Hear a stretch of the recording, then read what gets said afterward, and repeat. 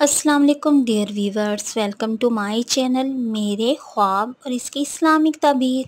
आज एक नई वीडियो लेकर हाज़िर हुई हूँ जिसमें आपको बताया जाएगा कि ख्वाब में जैस्मीन या चंबेली के फूल देखने का क्या मतलब है। चलें शुरू करते हैं आज की वीडियो। ख्वाब में चंबेली या जैस्मीन के फूल देखना।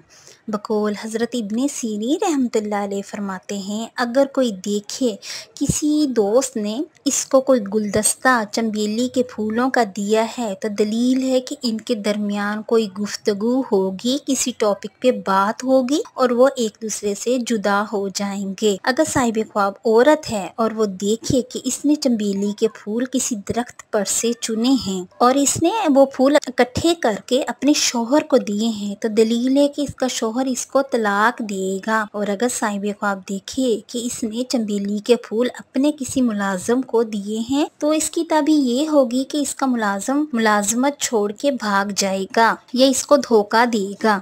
सम टाइम जैस्मीन के फूल या चंबेली के फूलों का दरख्त देखना ख्वाब में मालदार और बदखो और हासिद औरत की तरफ इशारा है। और अगर चंबेली के फूलों से खुशबू भी आती है और साहिब ख्वाब खुशबू को फील भी करता है, महसूस करता है, तो ये अच्छी औरत पाने की अलामत है। और अगर साहिब ख्वाब मर्द चंबेली के फूल खुशबूदार दिखे और खुशबू को फील भी करे तो ये मशहूर होने, इज्जत पाने, खुशी मिलने की अलामत है। और अगर साहिब ख्वाब देखे कि इसने ख्वाब में जैस्मीन या चंबेली के फूल खरीदे हैं तो ये अच्छा ख्वाब है।